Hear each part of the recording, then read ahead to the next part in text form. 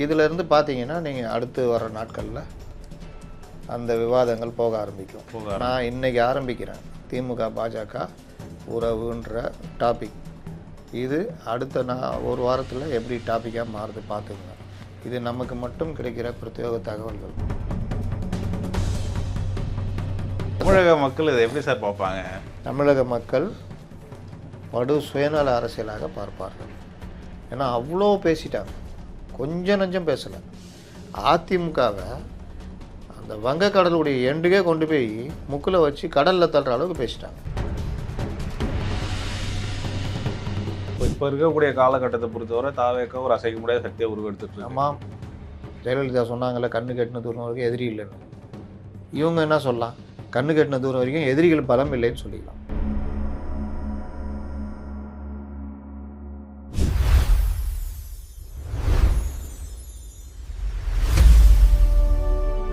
மைக்கம் நேயர்களுக்கு வணக்கம். சட்டசபையில் இன்றைக்கே எல்லாரும் காரசார விவாதம்லாம் போயிட்டு அடிச்சுக்கிட்டாங்க. ஒரு சைடு என்னன்னா திமுக பாஜக கூட்டணி ரகசியமாக போயிட்டுருக்குன்ட்டு பேச்சு வருது. நயினார் நாகேந்திரன் மற்றும் சிடிஆர் நிர்மல்குமாரோடைய பேட்டிகள் நம்ம பார்க்குறோம். ஒருவேளை பாஜக திமுக கூட்டணி வச்சா தமிழக அரசியல் களம் எப்படி இருக்கும் அப்படின்றத பற்றி டீட்டெயிலாக சார் கிட்ட தெளிவாக கேட்டு தெரிஞ்சுக்கலாம். பல விஷயங்கள் வீடியோவில் இருக்குது. வீடியோவை ஸ்கிப் மட்டும் பண்ணிடாதீங்க. வாங்க வீடியோக்குள்ளே போகலாம். வணக்கம் சார். வணக்கம் சார். இன்னைக்கு சட்டசபை நிகழ்வுகளை பார்த்துருக்கீங்க. அவங்கள்ட்ட கேட்டால் தான் சப்ஸ்கிரைப் பண்ணுறாங்க. அதனால் தயவுசெய்து பார்க்குறவங்க சப்ஸ்கிரைப் பண்ணுங்கள். 60% மேலானோர் சப்ஸ்கிரைப் பண்ணாமல் பார்த்துக்கிட்டு இருக்கிறீங்கன்றது நம்ம இதில் தெரியுது. அதனால் பார்க்கிறவர்கள் பார்ப்பதற்கு முன்னால் சப்ஸ்கிரைப் பண்ணிவிட்டு பாருங்கள். ஹைப் பண்ணுங்கள். ஹைப் பண்ணிட்டு பட்டனை ஹைப் பண்ணுறது குறைஞ்சிட்டு வருது. அதனால் சிலர் மட்டுமே ஹைப் பண்ணிட்டேன்னு கூட போடுறாங்க. அந்த ஹைப் பண்ணுறதுன்றது ரொம்ப முக்கியம். அதை பண்ணுங்கள். தொடர்ச்சியாக ஸ்கிப் பண்ணாமல் பாருங்கள். சில நேரம் கடைசியில் சில நல்ல விஷயங்களை சொல்லியிருப்போம். அதனால் அந்த மாதிரி விஷயங்களை பாருங்கள். நேற்று ஒரு விவகாரம் நாங்கள் பேசியிருக்கோம். அது பெரும்பாலும் அந்த இது எடுத்துக்கொள்ளப்படலை. ஆனால் அது ஃபேஸ்புக்கில் அதை கட் பண்ணி போட்டப்போ நல்லா போயிருக்கு. அப்போ என்ன விஷயம்? இதை யாரும் பார்க்கல. ஆனால் இது நண்பர்கள் சிலரும் திடீர்னு சந்தேகம் கேட்பாங்க. அவர்களுக்கு உட்காந்து நம்ம புதுசாக அந்த வீடியோவில் பேசுகிற மாதிரி விளக்கம் கொடுக்கணும். அந்த விளக்கத்துக்குள்ளே சந்தேகம் கேட்பாங்க. எனக்கு அப்போ வறுமை காண்டு அந்த மாதிரி காண்டாகும். ஏன்னா இதை தானேயா நான் பேசிக்கிட்டு இருக்கிறேன் உட்காந்து. பார்க்கல இல்லை தலைவரை, நான் எல்லாம் பார்க்குறேன், இதை பார்க்கல அப்படின்னு ஒரு உருட்டு வேறு உருட்டுறது. அதனால் தயவு செய்து இதற்காக தான் நம்ம கிடைக்கிற தகவல் இந்த மாதிரி விஷயங்கள்லாம் நம்ம சொல்கிறோம். அதை பயன்படுத்துகிறது உங்களுடைய இது. இல்லை நல்ல ஒரு சுவாரஸ்யமான விஷயங்களுக்காக தேடணுன்னா அந்த இடத்த போய் தேடுங்க. ஆனால் இங்கே அந்த சார்பில் இந்த விஷயங்கள் தான் கிடைக்கும். இதிலேருந்து பார்த்தீங்கன்னா நீங்கள் அடுத்து வர நாட்களில் அந்த விவாதங்கள் போக ஆரம்பிக்கும். நான் இன்றைக்கி ஆரம்பிக்கிறேன் திமுக பாஜக உறவுன்ற டாபிக். இது அடுத்த ஒரு வாரத்தில் எப்படி டாப்பிக்காக மாறுது பார்த்துக்குங்க. இது நமக்கு மட்டும் கிடைக்கிற பிரத்யேக தகவல்கள். அந்த தகவலை உறுதிப்படுத்தும் விதமாக சிலருடைய பேட்டிகள் இருக்கும் பொழுது மேலும் இது எந்த அளவுக்கு போகும், இதற்கு பிறகு என்ன அரசியல் மாற்றம் வரப்போகுது, யார் கை ஓங்கும், என்ன ஆகும், திமுகவுடைய முடிவுரையை உதயநிதி எழுதுகிறாரா? உதயநிதினா அவர் இல்லை, அவர் தலைமையில் தான் நகர்வாங்கன்னா அப்போ அந்த மாதிரி நடக்குதா அப்படின்ற மாதிரி விஷயங்கள்லாம் நம்ம பேச போகிறோம். இன்றைக்கி சட்டசபை நிகழ்வுகள் எப்படி இருந்தது? நேரலை கட்டு நான் நேற்று சொன்னேன். இவர்கள் நேரலை நாங்கள் பண்ணுவோங்கன்றதெல்லாம் உருட்டு பண்ண முடியாது. ஏன்னா நேரலை முறையாக பண்ணணும், தெரிஞ்சுக்கிட்டுமே மக்கள் யார் யார் துள்ளிக்கிட்டு வராங்க, யார் அடிக்க பாயிறாங்கன்னு.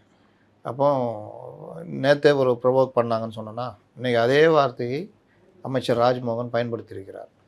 ப்ரொவோக். நேற்றே வாய் திறந்து பேசுங்கள் முதல்வரே அப்படின்னு. இன்னைக்கு ஒருத்தர் ஆஸ்டின் பேசும்பொழுது வாய் திறக்க மாட்டேங்கிறாரு அப்படின்னு ப்ரொவோக் பண்ணுற மாதிரி பேசுகிறாங்க. அதற்கு அமளி தும்மலி. தாவேகா எம்எல்ஏக்களுக்கு 2 நாள் புத்தாக்க பயிற்சி கொடுத்தோம். சில பேர் தலைமையை கவருவதற்காக என்னன்னு தெரில துள்ளிக்கிட்டு வந்த இதெல்லாம் நடந்தோம். இது ஒன்று. ரெண்டாவது, அமைச்சர் ஆதவ அர்ஜுனா கொடுத்த தரமான பதிலடி. அதாவது 5 நிமிஷம் அவர் பேசுறதுக்கு. பேச மாட்டேன்னு சொல்கிறீங்க, 5 நிமிஷம் தான் குளத்தூரில் பேசினார், என்ன நடந்துச்சு தெரியுமானோன்னா இன்னும் அமளி துமளி. நான் ஒரு வாரத்துக்கு முன்னாடியே சொன்னேன், ஆதவ அர்ஜுனா என்னென்ன சம்பவம் பண்ண போகிறாரோ, என்னென்ன நடக்க போகுதுன்னு. ஏன்னா இவர்களுக்கு இவர்கள் பாணியிலேயே பதில் சொல்கிறதுன்றது ஒன்று. அதற்கு பிறகு இதுக்கு பிறகு அமைச்சர் அவை முன்னவர் தான் பேசுவார். ஆனாலும் இவர்களை சமாளிக்கிற இந்த காலத்து வித்தை தெரிந்த அமைச்சர் ராஜ்மோகன் ஒரு சம்மப் பண்ணியிருக்காரு. சபையை விவாதத்தோடு நடத்த ஒத்துழைப்பு கொடுங்க, எப்போவுமே என்ன விஷயமோ அதை பேசுங்க, அதை விடுத்துட்டு தேவையில்லாத விஷயங்கள் பேசி அதனால் எங்களை ப்ரொவோக் பண்ண நினச்சிங்கன்னா அதுக்கேற்ற பதிலடி கொடுப்போம். நீங்கள் எந்த பாஷையில் பேசுகிறீங்களோ அதே பாஷையில் நாங்களும் பேச தெரியும். நீங்கள் என்ன ஸ்டைல் யூஸ் பண்ணுறீங்களோ அதே ஸ்டைலில் யூஸ் பண்ண தெரியும். அதனால் சபையை ஒழுங்காக நடத்த ஒத்துழையுங்கள், சபையாக நடத்தணும். இதெல்லாம் எங்களுக்கும் தெரியும், ஏன்னா இவங்கள்ட்ட தான் அவங்கள கற்றுக்குறாங்க, அதனால் பார்த்து நடந்துக்கோங்க அப்படின்னு அவர் சம பண்ணி முடிச்சு வச்சுருக்காரு. இதில் நம்ம தெரிஞ்சுக்கிறது என்னென்னா, சபைன்றது சபையாக நடக்கணும். சட்டசபை சபையாக கூட மாறலாம், சண்டை சபையாக மாறக்கூடாது. அந்த வேலையை பண்ணுறதுக்கான வேலையை திமுக மற்றவர்கள் பண்ணாங்கன்னா அது நல்லா இருக்காது. அதே மாதிரி இந்த சைடு தாவேக்கால இந்த துள்ளிக்கிட்டு ஓடி வர்றது, இதெல்லாம் புதுசாக வந்தவர் புதுசாக ஆரம்பிக்கிறார். அப்போ அதெல்லாம் கட்டுப்படுத்தணும், தலைமை கட்டுப்படுத்தணும். இல்லாவிட்டால் சீக்கிரமாக பேர் கெட்டு போயிடும். அதனால் சபையை நடத்துகிற அந்த பவர் அவை முன்னவருக்கு இருக்கணும். அவர் யாரும் மதிக்கிறதில்லன்னு நினைக்கிறேன். அவர் இப்போ வருத்தத்தில் இருக்காராம். யார் அவை முன்னவர்? செங்கோட்டையன். அவர் வருத்தத்தில் இருக்காராம். இன்னும் சிலது சொல்கிறாங்க, எனக்கு அதில் நம்பிக்கை இல்லை, போகிறாரு அப்படி இப்படின்னு. எங்கே போவார்? அதனால் திமுக போவார், நல்லா போயிடுவார். அப்போ அவர் ஏன்டா வந்தோம், நம்மளை யாரும் மதிக்க மாட்டேங்கிறாங்க அப்படின்ற மாதிரி இருக்காருன்னா, 2 நாளைக்கு முன்னாடி கூட முதல்வர் ஏதோ ஒரு விவகாரத்துக்கு கூப்பிட்டு கண்டித்ததாக அல்லது மெல்ல சுட்டி காட்டியதாக ஏதாவது வச்சுக்கிட்டோம் தகவல். யாரே அவை முன்னவர் செங்கோட்டையன். அதனால் அவர் அவருக்கு முதல்ல அவை முன்னவர்னா அந்த ஒரு பவர் இருக்குது. இப்போ எல்லாம் கத்திருந்தாங்க, துரைமுருகன் எழுந்திரிச்சு எல்லாரையும் பார்த்து உட்காருங்கன்னா உட்காந்துருவாங்க, அந்த பயம் இருக்கும், சீனியர் அது. அந்த இது இங்கே செங்கோட்டையனுக்கு கிடைக்கணும். கிடைக்கலன்னா அவை முன்னவரை ஆதவ அர்ஜுனுக்கு மாற்றி கொடுத்துருங்க, ஏன்னா அவர் எழுந்திரிச்சாலாம் உட்காந்துக்குவாங்க. அப்போ அந்த மாதிரி விஷயங்கள்லாம் நடக்குது. இது ஒரு பார்ட்டு. பொதுச் செயலாளர் இல்லையா சார்? பொதுச் செயலாளர் இருக்கிறவங்க தெரியாமல் அதனால சொல்லுவாங்க. அவர் விஜய் வசனத்தை அவர் நல்லா மனப்பாடம் பண்ணி வச்சுருக்காரு. பேசாமல் இருக்கிறதும் இந்த மாதிரி தான் வாழ்க்கை, கம்முன்னு இருந்தால் வாழ்க்கை ஜம்முன்னு போகும்ன்றது. அதனால் அவரும் கூட அவர் மேலும் முதல்வருக்கு கோபம் சில விஷயங்களில் அப்படின்னு கேள்விப்பட்டேன். அதுவும் தனியாக நடந்திருக்குது. பிறகு அந்த இது வரும்போது, சப்ஜெக்ட் வரும்போது கொஞ்சம் விரிவாக பேசுவோம். இது ஒன்று.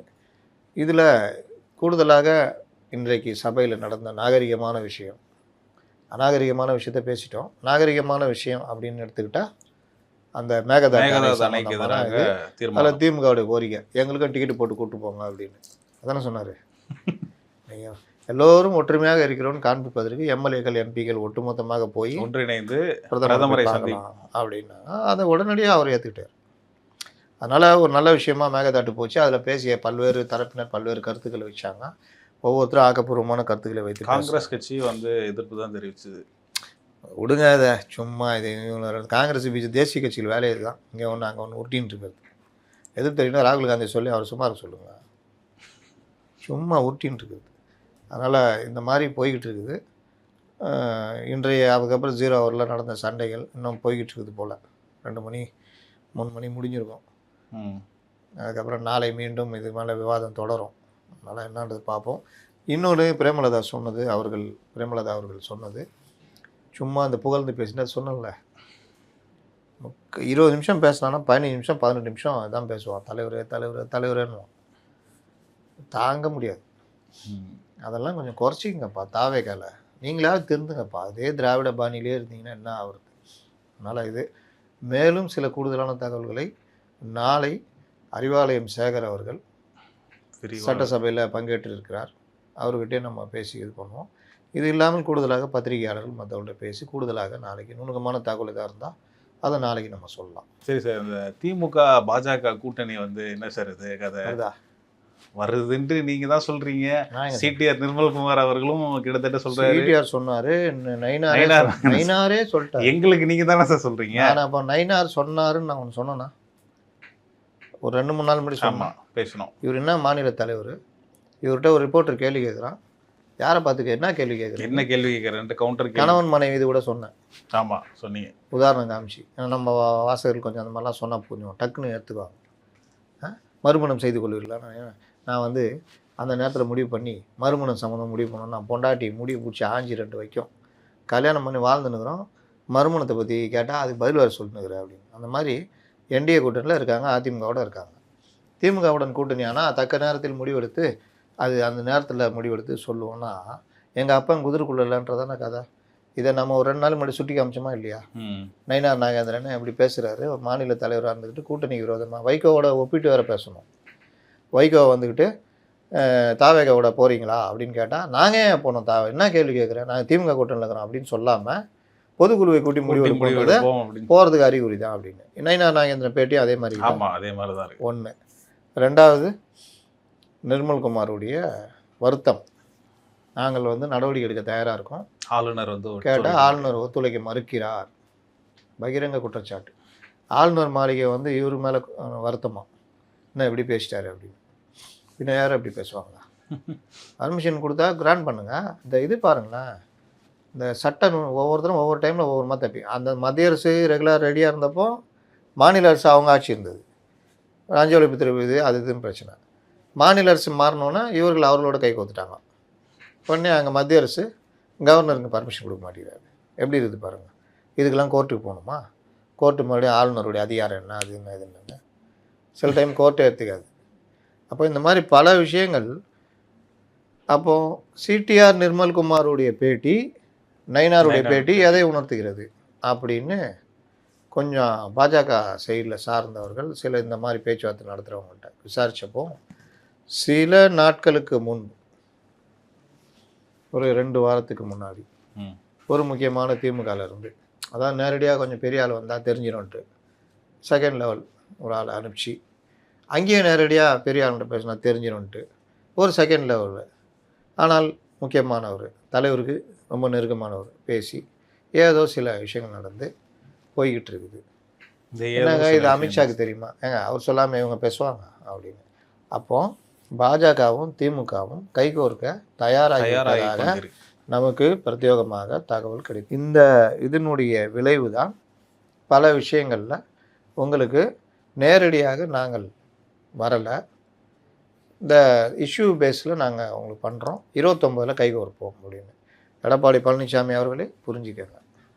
அப்போ இந்த இடி கேசஸ் அதெல்லாம் சார், இடி கேசஸ் ஸ்வாஹா ஸ்வாஹா ஸ்வாஹா, அதுக்கு தான் வேறு எதுக்கு இவர்களுக்கு நீங்கள் இப்படி நடக்குது, இந்த பேச்சுவார்த்தை போகுது அப்படின்றத இவர்களுக்கு வெளியே சொல்ல இப்போ தைரியம் இருக்காது. ஆனால் இவர்கள் நேரம் வந்தால் கைகோர்க்க தயாராகி விடுவார்கள் அப்படின்னு. அப்போது பாசிசம் பாஜக அதுன்றதும் இன்னைய வரைக்கும் இப்போ கூட சிவசங்கர் சொல்லியிருக்காரு, இவர்கள் அவர்களோடு கைகோர்த்திருப்பதையே இது காட்டுகிறது. எது? தேசிய கீதத்தை முதலில் பாடினார், எத்தனை தடவை பாடுறாங்கன்றதெல்லாம் எண்ணிக்கை வச்சுட்டு தொல்லை பண்ணாதீங்கன்ட்டார் அவர் சபாநாயகர். அப்போ இதெல்லாம் இஷ்யூவாக எடுத்துக்கிட்டு இவர்கள் அவர்களோட கைகோர்த்து அதெல்லாம் சொல்கிறீங்க. நீங்கள் கைகோர்த்துருக்கீங்களா? அதுக்கு என்ன சொல்கிறது? நாளைக்கு கைகோர்க்க போகிறீங்கன்னு தகவல் வருது, அது என்ன சொல்ல போகிறீங்க? அப்போது இவர்கள் தங்களை பாதுகாக்க எதை வேண்டுமானாலும் செய்வார்கள் அப்படின்றத தமிழக மக்கள் இவர்கள் கைகோர்க்கும் போது உணர்ந்து கொள்வார்கள். அப்போ இவர்களுக்கு சப்போர்ட் பண்ண பேசின மதிவதினி, சுபவீரபாண்டியன், வீரமணிலாம் என்ன எங்கே போய் மூஞ்சி வச்சுக்குவாங்க? இங்கே இருக்கிற திராவிடம், ஐயோயோ திராவிடம், ஐயோ திராவிடம், ஐயோயோ திராவிடம், நாங்கள் வந்து இது பாசிசத்துக்கு எதிரானவர்கள், இந்துத்துவாக்கு எதிரானவர்கள், பாஜகவுக்கு எதிரானவர்கள் உருட்டி இருந்தாங்களே இந்த பத்திரிகையாளர்கள், எங்கே போவாங்க? இருக்குது. தமிழக மக்கள் இதை எப்படி சார் பார்ப்பாங்க? தமிழக மக்கள் படு சுயநல அரசியலாக பார்ப்பார்கள். ஏன்னா அவ்வளோ பேசிட்டாங்க, கொஞ்சம் நஞ்சம் பேசலை. அதிமுகவை அந்த வங்கக்கடலுடைய எண்டுக்கே கொண்டு போய் முக்கில் வச்சு கடலில் தள்ளுற அளவுக்கு பேசிட்டாங்க. அதிமுகவிற்கு நீங்கள் ஆட்சி ஓட்டு போட்டால், இவர் பேசினார் முதல்வர், பாஜக ஆட்சிக்கு ஓட்டு போட்ட மாதிரி, பாஜகவை இங்கு திறந்து விடுற மாதிரி பேசினாரா இல்லையா? பாசிச பாஜகவை நீங்கள் உள்ளே கொண்டு வந்த மாதிரி நான் பேசினாரா இல்லையா? இவர்கள் பாஜகவுடைய பி டீம் யார், விஜய் பேசினாரா இல்லையா? பேசினாங்க. என்னென்ன பேச்சு பேசினாங்க. இப்போ இவர்கள் ரகசிய பேச்சுவார்த்தை, பல விஷயங்கள். இதில் கூடுதலாக சில பேர் அமைச்சரவையில் இப்போதே பங்கு பெற போகிறாங்க, 3 கேபினெட்டு பேசிட்டாங்க அப்படின்லாம் சொல்கிறாங்க. ஆனால் அந்த மாதிரி நடந்த மாதிரி எனக்கு தெரியல. அவ்வளோ வேகமாக போவாங்கனாலும் எனக்கு தெரியல. ஏன்னா நடுவில் பஞ்சாயத்து தேர்தல் பலது இருக்குது. அதனால் ஓகே, லவ் லெட்ரு பார்த்தாச்சு, கையாட்டியாச்சு, பார்த்துக்குங்கன்னு சொல்லியாச்சு. 29 நெருக்கமாக போகிற வேலையை பண்ண போகிறாங்க. அப்போ எடப்பாடி என்ன பண்ண போகிறாரு? ஆட்டோமேட்டிக்காக வர தானே சார் போகிறாரு. எங்கே வருவார்? இந்த கூட்டணிக்குள்ளே தான். இது ஒரு பிரச்சனை. இந்த கூட்டணிக்குள்ளே எப்படி வருவார் சார்? இது ஆரம்பத்திலே பண்ணியிருந்தா பல விஷயங்கள் சாத்தியமாக இருக்கும். அப்போ அது ஒரு பிரச்சனை. பேச்சுவார்த்தை தான் போயிட்டு இருந்ததே சார். யார் கூட? திமுக அதிமுக. ஓ, அதை சொல்கிறீங்களா? அது கூட கம்பேர் பண்ணும்போது இதில் வரதுக்கான ஏன் வரக்கூடாது, வர முடியாது? நடக்கலாம். 3 பேர் சேர்ந்தும் கூட்டணி அமைக்கலாம். என்னென்ன பாஜக நாங்கள் பெரிய கூட்டணியா? இங்கே பெரிய கட்சியாக? இங்கே ஒன்றும் கிடையாது. அதனால் அப்படி கூட போகலாம். பாஜக அதிமுக பாஜக இருக்கு தாவேக. ஏன்னா அப்படி தானே போச்சு. விஜய் ஆட்சிக்கு வரக்கூடாதுன்னு சொல்லிட்டு அதிமுக பாஜகவுடைய வழிகாட்டுதலில் தானே அந்த ஆட்சி அமைக்கிறது ட்ரை பண்ணாங்க. இன்னைக்கு கூட சண்முகம் மறுபடியும் ஆரம்பிச்சிருக்காரு. ஏய் விட்டு தொலைங்கய்யா, நீங்கள் ஏன் ஆதரிச்சு நாங்கள் டெய்லியாக கேட்டுனுக்குறோம். நாங்கள் ஏன் ஆதரித்திரும் என்றால் நாங்கள் ஜனாதிபதி ஆட்சி வந்து விடக்கூடாது. நீங்கள் ஜனாதிபதி ஆட்சி வரக்கூடாதுன்னு ஆதரிச்சிங்க. எம்ஏ பேபி கேட்டால் தெரியும் எப்படி சவுட்டில் விட்டாருன்னு. 2 விட்டவனு தான் போய் ஜாயின் பண்ணாங்க. அது வரைக்கும் எங்கள் தலைவர் ஸ்டாலின் சொல்லிட்டு கேட்குற இடதுசாரிகள் ஊட்டியிருந்தாங்க. அதிமுக ஆட்சி வந்தால் கூட ஆதரிச்சிருப்பாங்க. அங்கே தடுத்தவனா இவங்க போயிட்டு இப்போ உட்காந்துட்டு இல்லை நாங்கள் இது யார் கேட்டால் டெய்லி இதேவா. இவங்களுக்கும் அந்த ரிப்போர்ட்டருங்களுக்கும் அறிவுன்றதே கிடையாது. இவங்களுக்கு வேறு பொழுதே போகாது போல். சொல்லுங்கள் அப்புறம். அப்படியா? இது சோஃபா செட்டுன்னாங்களா? அது இதுதான் இப்படி தான் கேட்டால் அதில் ஒரு பிட்டு சொல்லிட்டாங்கன்னா அந்த பிட்டை எடுத்து கட் பண்ணி போட்டால் சண்முகம் போட்ட திடீர் நிபந்தனை ஏதாவது ஒன்று, இல்லாட்டி திமுக பக்கம் திரும்புகிறதா இடதுசாரிகள் அப்படி ஏதாவது ஒன்று போட்டு அதை பார்க்க வைக்கிறது. உதயநிதி பேச பேச முதல் முகத்தில் அதாவது மோதி கொண்ட இதுதான் யார்? விஜய் உதயநிதியா வெர்சஸ் உதயநிதி பேச பேச விஜய் கொடுத்தேன். நான் நினச்சிக்கிட்டேன் சட்டென்று மாறிய முகம். 2 பேருக்கும் அடிதடி நடந்துச்சு போல். ரொம்ப முட்டிக்கிட்டாங்க. இவர் பேசணும்னா அவர் எழுந்துச்சி பேசிட்டார் போலன்னு பார்த்தா மேகதாட்டு அணையில் பேசலை, அதை போட்டு வச்சுக்கிறாங்க. இதுக்கு ஒரு பிரபலச்சு இந்த பொழப்பு தேவையாடா? தேவையா இந்த பொழப்புன்னு கேட்குறேன். இப்படி போட்டு டிவியில் தலைப்பை போட்டுக்கிட்டு டிஜிட்டலில் போட்டுக்கிட்டு பேஜியை கூட்டுற வேலை இப்படி தான் போய்கிட்டு இருக்குது. அதனால தான் இப்போ இது பார்த்துன்னா இப்போ என்ன பண்ணுவோம், இவனுங்க எப்போவுமே இப்படி தாண்டான்னு மாறுவோம். அது ஒரு இது.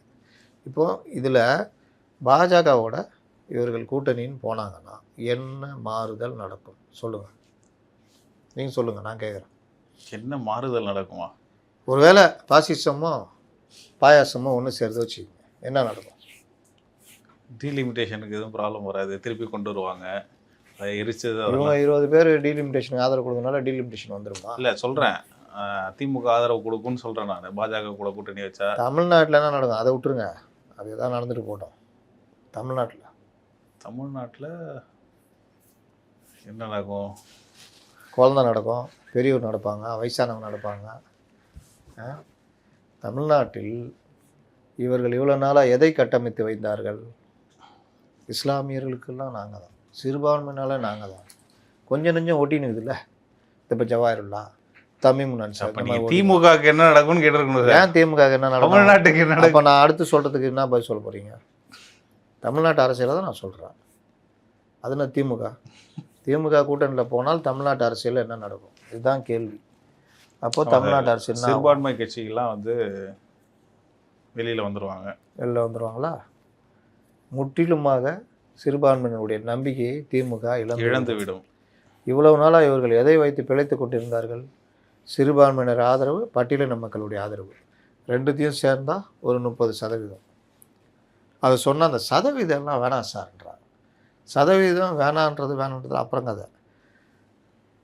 சிறுபான்மை மக்கள் உங்களுக்கு மொத்தமாக அவங்கள விட்டு வெளியில் வந்துடுவாங்க. அப்போ 0 தொலைத்தறிப்படுவீர்கள். அடுத்து பட்டியலின மக்கள் ஏற்கனவே திருமாவளவன் அவருக்கு இருக்கிற பேஸு யார், நம்ம தாவேகா இருக்கிற பேஸு காங்கிரஸ் இடதுசாரிகள் அவங்க மொத்தமாக கூட்டு போயிட்டாங்க. திமுக இருக்குது, அதுக்காக இல்லைன்னுலாம் சொல்ல முடியாது, பட்டியலின மக்கள் இது. அப்போது நீங்கள் இந்த மாதிரிலாம் பண்ணிங்கன்னா அந்த சைடும் கட் ஆகும். ஆச்சா? அப்போ திமுகவுடைய அடிப்படைன்னா நீங்கள் என்ன சொல்லிகிட்டு இருக்கீங்க, திராவிட மாடல், பகுத்தறிவு, பெரியார் கொள்கைகள், அது எல்லாத்துக்கும் ஸ்வாகா. அதெல்லாம் எதுவுமே பேச மாட்டாங்களா சார்? அதுக்கு எப்படி பேச முடியும்?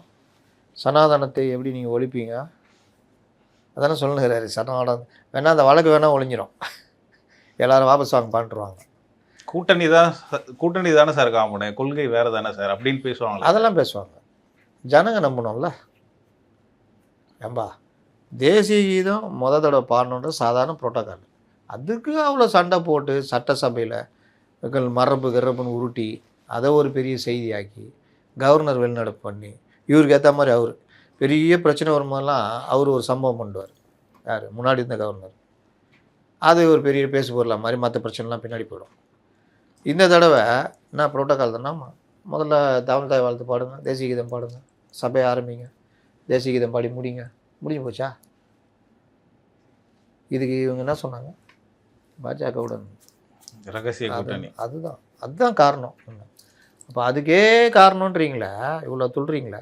இப்போ நீங்கள் முழுசுமாக அங்கே போயிட்டீங்கன்னா ஜனங்க நீங்கள் சொன்னதை எப்படி ஏற்றுக்குவாங்க? ஏன்பா சின்ன விஷயத்துக்கே இப்படி பண்ணீங்களே, நீங்கள் போயிட்டீங்களே, இப்போது பாஜகவோட ஏன் சேரக்கூடாதுன்னு கேட்டது என்ன சொன்னீங்க, ஐயோ வந்து விட்டால் அவ்வளோதான், அதாயிடும் இதாகிடும் பண்ணாச்சு. அப்போ வகுப்பு திருத்த மசோதாவில் உங்கள் நிலைப்பாடு என்ன, நீட்டில் உங்கள் நிலைப்பாடு என்ன, அதெல்லாம் வரும். அப்போ எவனும் கேட்க மாட்டான்னு வச்சிங்களேன். அது பத்திரிகையாளர்கள் நிலைப்பாடு என்ன, இதெல்லாம். அப்போ திமுகவுடைய அடிப்படை தகர்க்கப்படும். நீங்கள் அதுக்கப்புறம் உங்களை காப்பாற்றிக்கலாம், திமுகவை காப்பாற்ற முடியாது. அவர்களுக்கும் அவர்களை காப்பாற்றிக் கொள்ள வேண்டும், திமுகவை பற்றி கவலை இல்லை. அப்படியே போகும். ஒன்று. ரெண்டாவது, அதிமுக அவர்களும் இவர்களோடு சேர்ந்தாங்கன்னா முடிக்கிற பெரும் போயிடும். தனியாக நின்னாலும் பெருசாக போராடணும், சிக்கல். அப்போது தாவேகா இப்போ ஜவாஹரில் அங்கே போவார், அங்கே போய் ஜாயின் பண்ணிட்டு எம்எல்ஏ ரிசைன் பண்ணிட்டு இடைத்தேர்தல். தமிழ்மன் அன்சாரி அவரும் அங்கே தான் போவார், எம்எல்ஏ ரிசைன் பண்ணிட்டு. இது ஒரு விஷயம். இப்போ கூட்டணி பலமாகும். அடுத்து இங்கே வேறு யார் இருக்கா, புது என்ட்ரி யார், அண்ணாமலை. என்ன பண்ணுவார், அடுத்த மாதம் ஆரம்பிக்கிறேன்றார். ஆமாம், இப்போ அவர் இறங்கி அடிக்க ஆரம்பித்தா அவருக்கு கிரவுண்ட் கிளியர். ஆனால் மறுபடியும் மும்முனை தானே சார் வருது. எப்படி இல்லை, மறுபடியும் இவங்களாம் ஒன்றா சேர்ந்து 2 முனையாக ஆக்கிட்டாங்க. அண்ணாமலை வந்து மும்முனை தானே. ஆமாம், மும்முனை எப்படி, அதிமுக இருக்குது, திமுக திமுக பாஜக சேர்ந்துட்டா அவங்க சேருவாங்க. நீங்கள் எப்படி சொல்லுவீங்க, அதெல்லாம் 2031 அது எப்படி நடக்கும்னு நம்ம இப்போ சொல்ல முடியாது. இப்போதைக்கு நீங்கள் தான் சொன்னீங்க, இப்போ திமுக பாஜக சேர்றதுக்கான வாய்ப்புகள் இருக்குன்ற போது அதிமுக தனித்து விடப்பட்டா கடுமையாக போராட வேண்டி இருக்குன்னு சொல்கிறீங்க. எம்எல்ஏக்கள் ஒரு சைடு போயிட்டு இருக்காங்க. இந்த நிலைமையில் அவங்க வந்து தக்க வச்சுக்க தானே பார்ப்பாங்க. தக்க வச்சுக்க மறுபடியும் தற்கொலையாக முயற்சி பண்ணுவாங்க. தக்க வைக்கிறதுக்கு நடவடிக்கைகள் பல. திமுக அதிமுக கூட்டணி பேச்சுவார்த்தை போனால் அது இன்னும் கொஞ்சம் தற்கொலை முயற்சி இருக்குது. ஏதாவது ஒன்று அழிஞ்சிடும், ஒன்றோட இன்னும் மெர்ஜாயிடும். மதிமுக கதி என்னங்க, திமுக கிடையாது. மதிமுக கதி என்னாச்சு? மதிமுக உருவாக்கப்பட்ட நோக்கம் என்ன, வாரிசு அரசியல். அதை எதிர்த்து உருவாக்குனார். 6 பேர் தீக்குளி செத்து போனான். அவங்கள பற்றி கவலையே படாமல் திமுகவோட கூட்டணி வச்சார், ஏடிஎம் கூட கூட்டணி வச்சார். அங்கே நல்லா கட்சிக்கு வாய்ப்பு இருக்கும்போது முர்ச்சின் இங்கே வந்தார், இங்கே நல்லா வாய்ப்பு இருக்கும்போது முர்ச்சின் அங்கே போனார், அங்கே மறுபடியும் வாய்ப்பு கிடைக்கும் போது தேர்தலை புறக்கணிச்சார். இங்கே எல்லாம் சேர்ந்து நிற்கும் போது நேராக போய் என்டிஏ கூட்டணி போனார். இப்படியே போய் அந்த கட்சியை கொஞ்சம் கொஞ்சமாக செதுக்கி இன்றைக்கி 2 எம்எல்ஏ, அதுவும் உதயசூரியன் கொண்டு வந்து நிறுத்திட்டார். இன்றைக்கி தாவேகாக்கு போகிறார். கன்ஃபார்ம் ஆகிடுச்சா சார்? கன்ஃபார்ம் தான், தாவேகாக்கு போகிறார். அப்போது தாவேகாவில் போயிட்டு இந்த 2 எம்எல்ஏ வர்றாங்களா இல்லை அங்கேயே இருக்கிறாங்களா தெரியாது. வந்தால் இங்கே தாவேகா ஆதரவோட இடைத்தேர்தலில் ஜெயிக்க வைக்கிற ஏற்பாடு. இவர் தேர்த்திக்கிறார். பையன் எம்பி, இவர் டெல்லி பிரதிநிதி, வருங்கால ராஜ்யசபா எம்பி, இப்படி தேர்த்திக்குவார். மொத்தத்தில் அவர்கள் நல்லா இருப்பார்கள். இவர்களை நம்பி கட்சி வளர்த்த பலரும், இப்போ கேஎஸ் ராதாகிருஷ்ணனும் நேற்று பெரிய ஒரு பதிவு போட்டிருக்காரு, எந்தெந்த காலத்தில் நீங்கள் எப்படிலாம் மாறுனீங்கன்னு. அந்த மாதிரி இதில் என்னென்னா அரசியல்வாதிகள் தான். அவர் மக்கள் நலன், இந்த கொள்கை, இந்த இதெல்லாம் பேசுறது எல்லாம் இதான். இப்போ அவர் உதயநிதி நான் சொன்னேன்ல, அவர் சனாதனம் பற்றி ஒன்றும் தெரியாது, எதுவுமே தெரியாது. எவனா எழுதி கொடுப்பான், அதை பேசுவார். அதை கொண்டு போய் பேச தெரியாமல் பேசி கேஸ் வாங்கிட்டார். ஒரு 4-5 ஸ்டேட்டில் இருக்குது. இப்போ இவரோட கூட்டணி போனால் இடி கேஸ் மட்டுமா, சனாதன கேஸும் தான் இதாகிடும், சரண்டர் ஆகிவிடும். அதனால் லாபம் தானே அவங்களுக்கு. அப்போ ஏடிஎம்கே அதுவும் இது. அப்போது எதிர்ப்பு அரசியல் யார் பண்ணுறாங்களோ அவர்கள் ஜெயிப்பார்கள். திமுகவும் பாஜகவும் சேர்ந்து இங்கே பெரிய எதிர்ப்பு அரசியல்லாம் பண்ணாலும் அவர்களுக்கான அடிப்படை வாக்கு வங்கி அடிபடும். அப்போ இதை யார் கைப்பற்றுகிறார்கள்? சிறுபான்மை மக்களுடைய நம்பிக்கையை யார் பெறுகிறார்கள்? அண்ணாமலை பெற முடியுமா? ரொம்ப கஷ்டம். அதை மீறி ஒர்க் பண்ணால் கொஞ்சம் ஓரளவு தேர்த்திக்கலாம், பெரிய அளவு தேர்த்த முடியாது. ஏன்னா அங்கேருந்து வந்த ஆள் தானே, அங்கேருந்து வந்த ஆள் தானேன்ற மாதிரியே கொண்டு போவோம். ஆனால் பொதுப்படையான மக்களுடைய நம்பிக்கையை அண்ணாமலையால் பெற முடியும். அதுக்கு ஒர்க் அவுட் பண்ணணும். பாஜகவில் இருக்கிறவங்களாம் சேர்த்துக்கிட்டு முன்னாடி நிறுத்திக்கிட்டு அரசியல் பண்ணால் இன்னொரு பாஜகன்னு முடிவு பண்ணுவாங்க. அப்போ அதுலேயும் அண்ணாமலைக்கு சிக்கல் இருக்குது. அப்போ யாரை முன்னிடும்? அதே மாதிரி பாஜகவில் அண்ணாமலை இருந்தப்போ ரவுடி பசங்க ஊரில் இருக்கிறவங்கெல்லாம் சேர்த்தாங்க. அந்த மாதிரி சேர்த்தாலும் அவர் தலையெடுக்கிறதும் கஷ்டம். அப்போ இது எல்லாம் இல்லாமல் தொண்டர்களை அரவணைத்து பெரிய அளவில் ஒரு இயக்கமாக கட்டி அண்ணாமலை மட்டுமே கொண்டு போனாலே போதும். அதுக்கப்புறம் நீங்கள் ஒவ்வொருத்தரும் சேர்க்குறீங்க, யாரை பார்த்து ஆளை பார்த்துலாம் சேர்த்திங்கன்னா நீங்கள் வந்து கொண்டு போகலாம். அப்போ அண்ணாமலை வெர்சஸ் விஜய் அப்படின்ற மாதிரி நிற்கும். ஆனால் இப்போதைக்கு நான் பார்க்குறது விஜய்க்கு கண்ணு கட்டின தூரம் வரைக்கும் பெரிய எதிரிகள் இல்லை. எதிரிகளே இல்லைன்னுலாம் சொல்ல முடியாது. எதிரிகள் பெரிதாக இல்லை, நல்லா இருக்குது இந்த கூட்டணி. அதனால் இது இப்படி தான் போகும். யாராவது துள்ளினாங்கன்னா அமைச்சர் அமைச்சர் அப்படின்னு சரி சரி சரி அப்படின்ட்டு மறைச்சிடுவாங்க. அதனால் அந்த மாதிரி துள்ளுற ஆளும் கிடையாது. இடதுசாரிகள் துள்ளினா மேலே பார், ஓ எம்ஏ பேபி ரைட்டு, நீ மேலே பார் டி ராஜா ரைட்டு அப்படின்னு போயிடும். முஸ்லீம் லீக்கில் ஏற்கனவே ஒருத்தர் அங்கே இருக்கிறாரு, இன்னொருத்தர் அமைச்சராகிறாரு. அதனால் அது ஒன்றும் பிரச்சனை இல்லை. இப்படி தான் அரசியல் நிலைமை போகும். இதை தாண்டி பெரிதாக கிடையாது. இதில் தாவேகா நமக்கு எல்லாம் வந்துடுச்சின்னு சொல்லிட்டு திராவிட கட்சிகள் பாணியில் போனாங்கன்னா அவங்களுக்கு சிக்கல் வரும். ஏதாவது செய்யணும்னு செய்ய ஆரம்பித்தாங்கன்னா உண்மையிலேயே தமிழ்நாட்டுக்கு ஒரு நன்மை விளையும். நிதி மேலாண்மை, சட்டம் ஒழுங்கு இதை கையாண்டாங்கனாலே அவங்களுக்கு பெரிய அளவில் பேர் கிடைக்கும். அதனால் அது பண்ணணும். இன்னும் பல விஷயங்கள் பண்ணி கொடுக்கறதுக்கும் பேசுகிறதுக்கும் ஆலோசனை எடுத்து காட்டுவது, சுட்டி காட்டுவது, பல விஷயங்களுக்கு பத்திரிகையாளர் இருக்காங்க. அதனால் அந்த விஷயத்தை பார்ப்போம். சரி சார், இப்போ விஜய் அவர்கள் விசஸ் அண்ணாமலை அவர்கள்னு சொல்கிறீங்க. இப்போ அண்ணாமலை அந்த மாதிரி போகிறதுக்கு வாய்ப்புகள் இருக்குது அப்படின்னு சொல்கிறீங்க. நான் வந்து அப்படி தான் நடக்கணும்னு நான் சொல்லுவேன். Okay fine. இப்போ அண்ணாமலை அவர்கள் புதுசாக வராரு, அவருக்கு பெருசாக பேக்ரவுண்ட் இல்லை அப்படின்னு ஒரு பக்கம் இருந்தாலுமே அவர் இப்போ ஒரு மூவ்மெண்ட் ஆரம்பிச்சிருக்க ஒரு 18 லட்சம் பேர் ஸ்டார்ட் பண்ணுறாங்க, அடுத்த மாதம் ஸ்டார்ட் பண்ணுறாரு.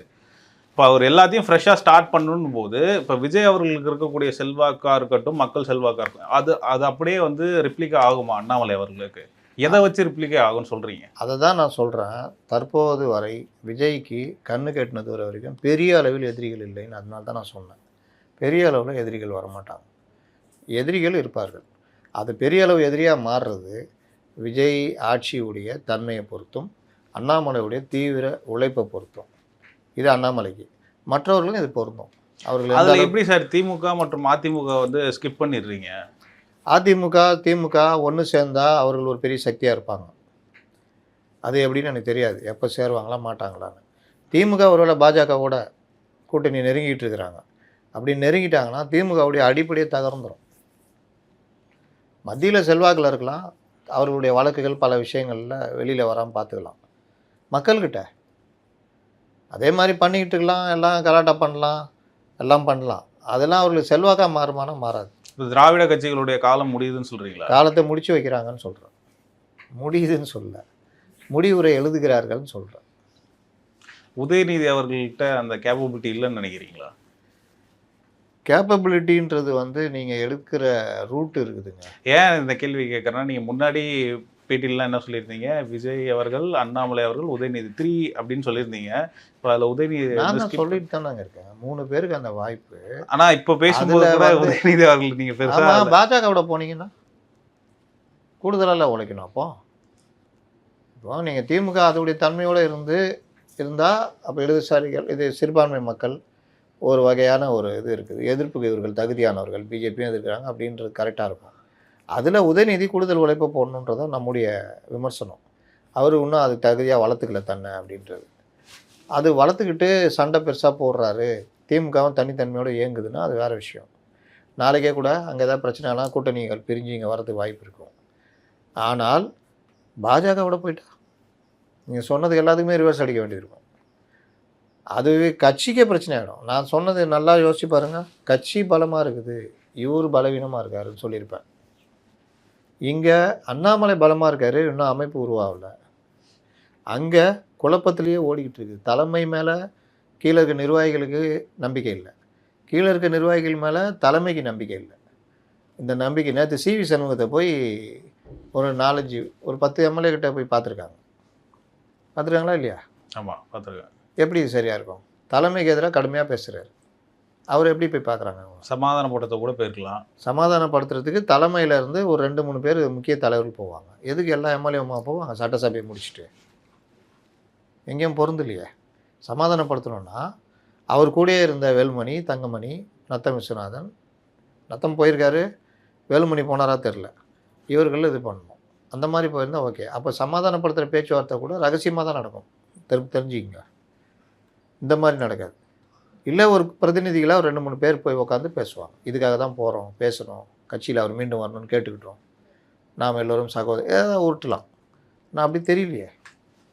அப்போ இன்னும் அந்த கட்சிக்குள்ளே ஒரு குழப்பம் நிலவிக்கிட்டே இருக்குது. தொண்டர்களுக்கு குழப்பம் வருமா வராதா? என்னையா சிவி சண்முகம் ஒன்றும் இல்லைன்னாங்க, தலைமை எதிர்த்து அவ்வளோ பேசினாப்புல, மிதுனை கொண்டு வரேன்னாரு, இவர் இல்லைன்றாரு. இப்போ பார்த்தா அங்கே போய் மன்னிப்பு கேட்டு இது பண்ணவங்க மறுபடியும் தைரியமாக வந்து இவரை பார்க்குறாங்க. என்ன தான் ஏன் நடக்குது அதிமுகக்குள்ளே? இந்த இது வருமா வராதா? கண்டிப்பாக வரும். அப்போ இந்த குழப்பங்கள் இருக்குது. இந்த 3 இதை தான் நான் சொல்கிறேன் சிச்சுவேஷன். இதில் யாருக்கு வின் சான்ஸ் இருக்குன்னா அண்ணாமலைக்கு இருக்குது. அவர் அதுக்கான முயற்சியை மட்டும் எடுக்கணும். இப்போ இருக்கக்கூடிய காலகட்டத்தை பொறுத்தவரை தாவேக்கா ஒரு அசைக்க முடியாத சக்தியை உருவெடுத்துட்டு. ஆமாம், ஜெயலலிதா சொன்னாங்கல்ல, கண்ணு கெட்டின தூரம் வரைக்கும் எதிரி இல்லைன்னு. இவங்க என்ன சொல்லலாம்? கண்ணு கெட்டின தூரம் வரைக்கும் எதிரிகள் பலம் இல்லைன்னு சொல்லிக்கலாம். எதிரிகள் பலம் இல்லாமல் இருக்கிறார்கள். தாவேக்காவுக்கு ரொம்ப ஹைப் கொடுக்குற மாதிரி இருக்கு சார். எப்படி சொல்கிறீங்க? சொல்லுங்கள். இல்லை, கண்ணு கெட்டுற தூரம் வரையும் எதிரி இல்லை, அது இருக்கிறத தானே சொல்கிறேன், இல்லாத நான் சொல்லு. நீங்கள் சொல்லுங்கள். இல்லைங்க, நீங்கள் சொல்கிறது ஹைப் கொடுக்குறீங்க, நீங்கள் சொல்கிறது தவறு, இதுதாங்க கரெக்டுன்னு சொல்லுங்கள். தவறுன்றதை தாண்டி இப்போ தாவேக்கா இன்னொரு திமுக கணிப்பு சரியில்லை, இதுதான் கரெக்டான கணிப்புன்னு சொல்லுங்கள். கரெக்டான கணிப்புலாம் இல்லை சார். நான் ஒரு கேள்வி என்ன கேட்குறேன்னா, இப்போ தாவேக்கா தனித்து இயங்குது, ஒரு பெரிய கட்சியாக உருவாகிட்டு இருக்கு. பட் ஆனால் அதுலேயும் வந்து மாற்று கட்சியிலேருந்து உள்ளே இழுக்கிறதா இருக்கட்டும், அது வந்து இந்த சயின்ஸில் சொல்லுவாங்க உள் முரண்பாடு வெளி முரண்பாடுன்னுவாங்க. வெளி முரண்பாடு குறைவாக இருந்து உள் முரண்பாடு பெருசாக இருந்தால் அந்த கட்சிக்கு பாதிப்பு வராது. இப்போ திமுக வந்து பாஜக கூட சேர்ந்தா எந்த அளவுக்கு மக்கள் மத்தியில் ஒரு அதிருப்தி இருக்குமோ, அதே மாதிரி மாற்று கட்சிகள் தாவேக்காக்குள்ள சேர்ந்து ஒதுக்கிட்டு இவங்க திருப்பி பொறுப்புகளுக்கு வரும்போது அது எப்போ நடக்குதுன்னு நம்ம என்ன சுட்டி காமிக்கிறோம். நீங்கள் இப்படியே பண்ணிட்டு இருந்தீங்கன்னா அது உங்களுக்கு எதிர்காலத்தில் பிரச்சனையை உருவாக்கும். வந்த கூட்டம் அப்படியே ஓடிச்சுன்னா ஒரு பெரிய பலகீனம் மாதிரி தோற்றம் வரும். 2வது கட்சிக்குள்ளே கோஷ்டியாக உருவாகிடும் அதிமுக. இது 3வது இவர்கள் வர்றதெல்லாம் லாப நோக்கம். அந்த உண்டு கொடுத்தவர்கள் அவர்கள் வந்து நேர்மையான ஆட்சியை உங்களோட சேர்ந்துட்டு எப்படி கொடுக்குறதுக்கு ஒத்துக்குவாங்க? அப்போது அது ஒரு பெரிய சிக்கலாக அவங்க கட்சிக்கு மாறும் வருங்காலத்தில் அப்படின்னு நம்ம சொல்கிறோம். இது வெளி முரண்பாடு அவங்களுக்கு ரொம்ப கம்மியாக இருக்குது. வெளியில் அவங்களுக்கு பிரச்சனை இல்லை, பெரிய அளவில் எதிரிகள் இல்லை. உள்ளுக்குள்ளே அந்த முரண்பாடு ஜாஸ்தியானால் கூட அவர்களுக்கு உடனடியாக பாதிப்பு வராது. ஏன்னா ஆட்சி கையில் இருக்குது. அதுக்கு உதாரணம் வேணால் இங்கே திமுக மகன் அவங்க கனிமொழி, சீனியர் அமைச்சர்கள், அப்புறம் இவங்க எல்லாரும் சேர்ந்து தொண்டர்களை நிர்வாகிகளை மதிக்காது. இந்த மாதிரி பல முரண்பாடுகள். அமைச்சர்களுக்கு ஐஏஎஸ் அதிகாரிகள் யாரும் மதிக்கிறது இல்லை. இந்த மாதிரி பல முரண்பாடுகள் இருந்தது. ஆனால் 5 வருஷம் ஓடிச்சு இல்லை. அதனால் என்னன்னா உள் முரண்பாடு இருந்தால் பவர் கையில் இருந்ததுன்னா பெருசாக இதாகாது. பகைச்சிட்டு எதுக்கு வெளியே போகணும், கம்முன்னு இருப்போன்னு இருப்பாங்க. நான் ஏன் அந்த கேள்வி கேட்டேன்னா, ஹைப் கொடுக்குற மாதிரி இருக்கேன்னு கேட்டால், அண்ணாமலை அவர்களை தனியாக வச்சுப்போம். இப்போ தாவேக்கா விசஸ் இருக்கக்கூடிய கட்சிகள்லாம் ஒன்றா சேர்ந்து தாவேக்கா எதிர்க்கிற மாதிரி சுச்சுவேஷன் வரும்போது அது ஒரு ஹைப் கொடுக்குற மாதிரி தானே வெளியிலேருந்து பார்க்குறதுக்கு தெரியுது. அதனால் அந்த கேள்வி கேட்டேன். அவங்க வர்றதுனால இவங்க எதிரியாக ஹைப் கொடுக்குற மாதிரி கேட்குறீங்களா, இல்லை நான் ஹைப் கொடுக்குற மாதிரி? இல்லை சார், புது பார்வையிலையும் கேட்குறேன், நீங்கள் பேசுறதும் கேட்குறேன். நீங்கள் பேசுறது இப்போ விளக்கம் சொல்லிட்டீங்க. நான் தான் இந்த விஷயத்த சொல்லிட்டீங்க. இப்போ பொது பார்வைக்கு சொல்லுங்கள். ரஜினிகாந்த் ஒரு தடவை சொன்னார் தெரியுமா, ஒரு மனிதரை பல பேர் சேர்ந்து எதிர்க்கிறாங்களாம், இதில் பலம் வாய்ந்தவர் யாருன்னு ஒரு பிட்டை போட்டு போயிட்டார். நம்பர் இருக்கா? யார் பலம் வாய்ந்தவர்? இப்போ இருக்க சொல்கிறீங்களா? பொதுவாகவே நான் அந்த கேள்வி கேட்குறேன். ஒரு நபரை பலர் சேர்ந்து எதிர்க்கிறாங்க. எல்லாரும் ஒன்றா சேர்ந்து ஒரு நபரை எதிர்க்கிறாங்கன்னா, இதில் பலம் வாய்ந்தவர் யார்? இந்த ஒரு நபர் தான். அப்போ நான் எங்கே ஹைப் கொடுக்குறேன்? அதானே ஹைப்பு. ம். காய்ச்ச மரமாக அது இருக்கிறது. கல்லை தூக்கி எல்லாம் அடிக்கிறான். காய்ச்ச மரம் தான். அது பவராக இருக்குது. நாளைக்கு ஏன் வைக்க போகிறாரு? கொள்கையா? என்ன சொன்னார்? புதுக்கு கலைஞர் என்னை அழைத்து தம்பிக்கு துணையாக இருங்கள், போர்வாளாக இருங்கள் என்றால் போர்வாளாக இருப்பேன், இந்த ஆட்சிக்கு உறுதுணையாக இருப்பேன். போன மாதம் வரைக்கும் பேசியிருந்தாருங்க. இப்போ ஏன் போகிறாரு? அதுதான் விஷயம். அப்போ ஆதாயம் அவங்கவுங்களுக்கு தனித்தனி ஆதாயம் உள்ளே போகிறாங்க. நாளைக்கு அவருக்கு டெல்லி பிரதிநிதின்றாங்க. தகுதியான மனிதர், அவரை விட்டால் ஆளே கிடையாது. பாஜகவோட நல்ல கான்டாக்டில் இருக்கவர், காங்கிரஸ் கூட நல்ல கான்டாக்டில் இருக்கக்கூடியவர், அற்புதமான மனிதர், நல்ல பேச்சாற்றல். அவரே நாளைக்கு ராஜ்யசபா எம்பியாவும் ஆக்கிட்டா தாவேகாக்கு ஒரு விசுவாசமிக்க தலைவராக டெல்லி பிரதிநிதியாக இருப்பார். ஆனால் அவரை போய் தாவேகாக்கு எப்படி வைப்பாங்க? கூட்டணி கட்சியில் இருக்கிறவரை கொண்டு போய் டெல்லி பிரதிநிதி எப்படி ஆக்குவாங்க? நம்ம பத்திரிக்காரன் எழுதினுக்கிறான். ஒரு ஆள் இவங்க செஞ்சாலும் செய்வாங்க, சொல்ல முடியாது. அப்போ கட்சியில் இருக்கிற ஒரு ஆளை நல்ல ஆளை ரெடி பண்ணி டெல்லி பிரதிநிதியாக போட்டு அவர்களை ராஜ்யசபா மெம்பர் ஆக்கி அப்படி இப்படி பண்ணால் நாளைக்கு டெல்லியில் ஏதாவது சாதிக்க முடியுமா? அதை ஏன் பண்ணிட்டு வெளிலேருந்து வரவங்களுக்கு அதை கொடுத்துட்டா ஈஸியாகிடுமே அப்படின்னு நினைக்கிறாங்களோ? அதான் சொல்கிறேன். அப்படியும் பயன்படுத்த பார்க்கலாம். ஆனால் அவர் எவ்வளோ நாள் இவங்களுக்கு அந்த இது பயன்படும், கட்சியுடைய பல ரகசியங்கள் தேவைப்படும், பேச வேண்டியிருக்கும். அதெல்லாம் தெரில போர்வால் எப்படி இருப்பாருன்னு. சரி சார், அதிமுகலேருந்து எம்எல்ஏக்கள் இங்கே வந்தது போக மாற்று கட்சியிலும் வர ஆரம்பிச்சிட்டாங்களே ஆட்கள்லாம். மகேந்திரன் அவர்கள் கம்யூனிஸ்ட் கட்சியிலேயும் தாவேகளை நினைச்சிட்டாரு. மகா கேவலமான விஷயத்தை மகேந்திரன் செய்திருக்கிறார். நான் தாவேகாக்கு போகிறத அந்த கட்சிக்கு போகிறது கேவலமாக சொல்லலை. ஒரு முதலாளித்துவ கட்சிக்கு இடதுசாரிகள் கட்சியிலேருந்து யாரும் போக மாட்டாங்க. ஏன்? இடதுசாரிகள் அடிப்படையிலேருந்து கொள்கை ரீதியாக உருவாகி வருவாங்க. அதில் அவர்கள் எதை வேணால் இழப்பார்கள், கொள்கையை தவிர. வறுமையை கூட தாங்கிக்குவாங்க, கொள்கையை விட்டு தர மாட்டாங்க. அந்த கொள்கைக்காக வறுமையிலே வாடுவாங்க. வாடி இறந்து போனவங்க லட்சக்கணக்கான கோடிக்கணக்கான பேர் இருக்காங்க, இன்றைக்கும் வாழ்கிற சரித்திரமாக இருக்காங்க. அதில் இந்த மாதிரி புல்லுருவிகளும் இது பண்ணிக்கிட்டு தங்களுடைய சுயநலத்துக்காக போகிறவங்க ஒருத்தர் 2 பேர். இதில் சிபிஎம்மில் ஒருத்தர் இருந்தார், திருப்பூரில் மாவட்ட செயலாளர் இருந்து கைகோத்துக்குன்னு இது பண்ணாருன்னு வெளியே அமிச்சாங்க. அவர் போய் சேர்ந்து அவர் பெரிய இதெல்லாம் ஒன்றும் வேலைக்கே ஆகலை. எங்கே இருக்காருன்னு தெரியாது. சில பேர் போய் பொழைச்சிக்கிட்டு இருப்பாங்க, சில பேர் வரும்போதே போயிடுவாங்க. அவன் அவனுக்கு தேவைக்கு வருவான். இடதுசாரிகளை ஈஸியாக பயன்படுத்திக்கலாம். இப்போ திமுகவில் எடுத்தோன்னே மேடை கிடைக்காது. இடதுசாரிகளை நீங்கள் இடதுசாரிகத்தை ஓங்கி பேசுனீங்கன்னா உங்களுக்கு மேடை கொடுப்பாங்க, எல்லாம் பண்ணுவாங்க, நம்பிடுவாங்க. தோழர் அற்புதமான தோழர்னுவாங்க. அந்த மாதிரி நம்பி ஏற்றின ஒரு ஆள் தான் லியோனி. இடதுசாரி மேடைகளில் வளர்ந்தவர் அவர். ஆரம்பத்தில் என்எஸ் கிருஷ்ணன் மாதிரியே பேசுவார், அந்த வசனங்களை பேசுவார். என்எஸ் கிருஷ்ணன் இடதுசாரி கருத்துக்கள் பேசினவர் தானே, மூடப்பழங்களுக்கு எதிராக பேசினது தானே. அப்புறம் புதிய பாடலாக பழைய பாடலாக அது இதுன்னு பேசி இவர் மதுக்கூர் ராமலிங்கம் இந்த மாதிரி ஒரு டீமு அப்புறம் அப்படியே அந்த மேடைகளில் பேசி வளர்ந்து இந்த இதை பயன்படுத்திக்கிட்டு திமுக போயிட்டார். ஆக்சுவலாக அவர் ஒரு பக்கா முதலாளித்துவவாதி. நடுவில் அவருக்கு ஒரு இது ஹைப்பு தேவைப்பட்டப்போ இதை பயன்படுத்திட்டார், இந்த மேடையை பயன்படுத்திட்டார். இந்த மாதிரி பயன்படுத்துகிற ஆட்கள் இன்றைக்கி அதிகமாக இருக்காங்க இடதுசாரி கட்சிகள் உள்ள. சிபிஎம்மில் இது கூட இருக்காது. அப்பொழுதற்ற தொண்டர்கள். நீங்கள் மிரண்டு போயிடுவீங்க, நினச்சி பார்க்க முடியாது. அந்த மாதிரி வெளியிலாவது ஏன் கொலை பண்ணாங்க? ஊழலுக்கு துணை போக மாட்டேன்னாங்க. சாதாரண ஒரு குடும்ப பெண்மணி, 2 பெண் குழந்தைகள் அவங்களுக்கு, ஒரு கவுன்சிலர் அவங்க. இவனுங்க பண்ணுற அயோக்கியத்தனத்துக்கு துணை போக முடியாதுனாங்க. பட்ட பகலில் வெட்டி கொண்டாங்க. ஒரு லேடியை வெட்டி கொன்றோன்ற கொஞ்சம் கூட அந்த இறக்கம் கூட இல்லாமல் வெட்டி கொண்டாங்க. அதே லீலாவதி இதில் தான் இன்றைக்கி பார்த்தீங்கன்னா முதலாளித்துவ கட்சியை விட சொகுசு வாழ்க்கை வாழ்கிறவர் எம்பியாக இருக்கார். அதே மார்க்சிஸ்ட் கட்சியில் தான் அவர் பார்த்தீங்கன்னா எல்லோரும் அங்கேயும் இருப்பான் இங்கேயும் இருப்பான், ஆகின சொத்தில் பங்கு கேட்பான்ற மாதிரி அவர் இன்றைக்கி எல்லாரும் கூடயும் ஒரு இதில் இருக்கார். கம்யூனிஸ்ட் கட்சியில் நான் இந்த மாதிரி பாற்றவர்கள் மிக மிக அரிதானவர்கள். டிகே ரங்கராஜனும் ஒருத்தர் இருப்பாங்கிறார் தலைவர். அவர் அங்கேயும் இருப்பார் இங்கேயும் இருப்பார், எல்லாம் பண்ணுவார். ஆகச்சிறந்த அறிவாளி. ஆனால் இந்த மாதிரி லிங்க் வச்சுட்டு இருப்பார். தொடர்ந்து இந்த ராஜ்யசபா எம்பி அது இதுன்னு இருந்தார். அந்த இது சில பேர் மட்டும் அந்த குடும்பங்கள் அதெல்லாம் அப்படியே ஆதிக்கம் இருக்கும். மற்றபடி அப்பொழுதற்ற தொண்டர்கள் தங்களுடைய வருமானத்தை உழைப்பை எல்லாத்தையும் இழந்து மண்ணாகி போன தொண்டர்கள் சிபிஎம்மில். சிபிஐயில் அதே மாதிரி கீழே, ஆனால் மேலே பார்த்தீங்கன்னா அந்த இது இருக்காது. சில பேர் வேறு வேறு மாதிரி இருப்பாங்க தலைவர்கள். பெரிய பெரிய ஆள்லாம் கூட கட்சியில் கூட்டு வந்து சேர்த்துக்குவாங்க, டைரெக்டாக சேர்த்துக்குவாங்க. தளி ராமச்சந்திரன் இருக்கார்ல, அவர் என்ன திமுக அதிமுகவில் இருக்க வேண்டியவர். அவர் மேலே அந்த கேஸுகள், அந்த இதுக்கு அந்த கல்குவாரி, இந்த மாதிரி பல விஷயங்கள். அவர் இங்கே இருக்கார், தொடர்ச்சியாக எம்எல்ஏவாக இருக்கார். இந்த மாதிரி தா பாண்டியன்னு ஒருத்தர் இருந்தார்ல, ஆகச்சிறந்த அறிவாளி, எல்லோரும் மதிக்கக்கூடிய ஆகச்சிறந்த பேச்சாளர், நல்ல பேச்சாளர், மார்க்சியத்தை பற்றி கரைத்து குடித்தவர்.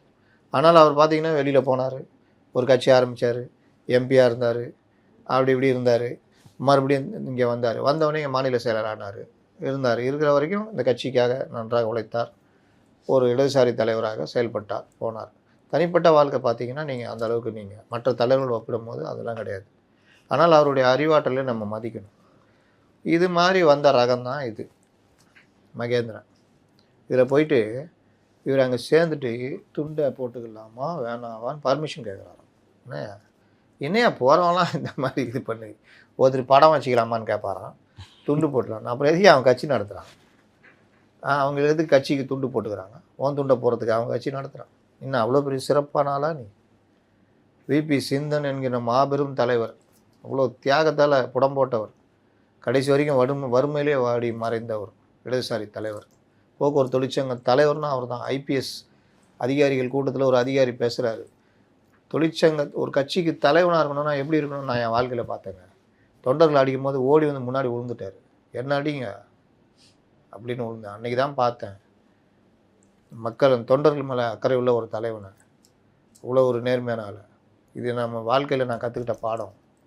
நீங்கள்லாம் ஒரு கூட்டத்தை எப்படி ஹேண்டில் பண்ணணும் அப்படி. அதுக்கு சொன்ன உதாரணத்தில் இவரை பற்றி விபிசி பற்றி ஒரு அதிகாரி பேசுகிறார். அப்படிப்பட்ட தலைவர் கீழே இவர் ஒர்க் பண்ணார். இவர் சி மகேந்திரன், NCBH இருக்குல்ல, national new century book house, அதில் இவர் மேலே பல விஷயங்கள் இருக்குது. கட்சியில் இருக்கிற வரைக்கும் இவர்களெல்லாம் இப்படி தான். இன்றைக்கி ஒரு முதலாளித்துவ கட்சியில் போய் ஜாயின் பண்ணுறீங்களா? அது எப்படி ஏற்றுக்க முடியும்? அப்போ மார்க்ஸி என்னாச்சு? நாளை காரல் மார்க்ஸை விஜய் வடிவில் பார்க்கிறேன்னு. அப்போ எங்கெல்ஸு புஷி ஆனந்தா? அது காரணம் என்ன சொல்கிறாருன்னா, கடந்த 3 ஆண்டுகளாகவே அவர் வந்து கட்சியில் அவருக்கு சரியான பொறுப்புகள் வழங்கப்படல, கட்சியில் பெருசாக ஒரு ஏங்க அந்த கட்சியே நான் தான் சொல்கிறேனுங்க, சிபிஎம்மு மொல்லமாக முட்டு சந்துக்கு போகுது, இது வேகமாக முட்டு சந்துக்கு போகிற கட்சி. முத்தரசன் அந்த பில்டிங் கட்டின மேட்ரு, பல விஷயம், வாடகை, இது என்னவோ சொல்கிறாங்க. அதே கட்சியில் தானே சண்முகம் அவர்கள் இருக்கார், சிபிஎம் சண்முகம். ஓகே. ஏங்க சிபிஐயில் அப்பழுக்கற்ற தொண்டர்கள் இருக்காங்கன்றாங்க எல்லா கட்சியும். நீங்கள் இந்த மாதிரி வந்துடுங்க சில இது, அது ஒன்றுமே பண்ண முடியாது. திமுகவில் இல்லையா அப்பழுக்கற்ற தொண்டர்கள்? அதிமுகவில் இல்லையா? காங்கிரஸில் இருக்காங்க, நிர்வாகிகளே இருக்கிறான், பழக தெரியாதவன்னுவான், பைத்தியக்காரையா. என்ன வாய்ப்பெல்லாம் வந்துச்சு தெரியுமா? அப்படியே இருந்து அதுவும் விளங்காமல் அது குடும்பமும் விளங்காமல் அப்படியே இருக்குது. இப்படி தான் சொல்லுவான். நல்லவனுக்கு கிடைக்கிற சர்டிஃபிகேட்னா என்ன சான்ஸ் வந்து தெரியுமா? என்ன மாதிரி இருந்தால் அந்த நினச்சா சிஎம் போய் பார்க்கலாம். பைத்தியக்காரன் இப்படியே இருந்து இவனும் விளங்கல, இவன் பிள்ளையும் விளங்கல, குடும்பமும் விளங்கல அப்படிமா. அதனால் கம்யூனிஸ்ட் கட்சி தலைவர்களை அவருடைய நேர்மையை வந்து கூனி குறுக்கி போய் முதலாளித்துவ கட்சி தலைவர்கள் பார்ப்பாங்க. ஏன்னா இவங்களால அந்த மாதிரி வாழ முடியாது. அந்த தியாகத்தை மதிப்பாங்க. கலைஞர்லாம் ரொம்ப கூனி குறுக்கி போயிடுவார். அவர்கள் போட்டிருக்க சட்டை சாதாரண சட்டையாக இருக்கும், அயன் கூட பண்ணிட மாட்டாங்க. ஆனால் இவர்களோட உட்காந்து சரிசமமாக வந்து பேசுவாங்க. அந்த தியாகம் தான் அவங்கள உயர்த்தும். மிரண்டு போய் பேசுவாங்க. இது ஒரு காலம் இருக்காங்க, இன்னைக்கு இல்லைன்னு சொல்ல. சண்முகலாம் நான் சொத்தா சேர்த்து வச்சுருக்காரு. இல்லை பல தலைவர்கள், நான் சில பேரை மட்டும்தான் விமர்சிக்கிறேன். கம்யூனிஸ்ட் கட்சி இன்னும் தன்மையை இழக்கிற நோக்கி போய்கிட்டு இருக்குது. ஒயிட் காலர்கள் அதை ஆக்கிரமித்து கொண்டுகிட்டு இருக்கார்கள். பாதுகாத்தீங்கன்னா மார்க்சியம் இருக்கும். மார்க்சியம் அழியாது, மார்க்சிஸ்ட் கட்சி அழிஞ்சு போகும், அவ்வளோதான். வேற ஒரு கட்சி உருவாகும், அவ்வளோதான். இப்போ சார் ரொம்ப அழகாக கருத்துக்களை பற்றி பண்ணிங்க. மீண்டும் போட்டு இருக்காலும் சந்திப்போம். நன்றி சார். இந்த வீடியோ உங்களுக்கு பிடிச்சிருக்குன்னு நம்புகிறோம். மேலும் இந்த மாதிரி பல விஷயங்களை தெரிஞ்சுக்க மைக்கேம் சேனலை தொடர்ந்து ஆதரவு கொடுங்க. சப்ஸ்கிரைப் பண்ணி எங்களுக்கு சப்போர்ட் பண்ணுங்கள். மைக்கேம் என்டர்டைன்மெண்ட் சேனலுக்கும் தொடர்ந்து உங்கள் ஆதரவு கொடுத்துட்டு வாங்க. அடுத்த வீடியோவில் சந்திப்போம். நன்றி.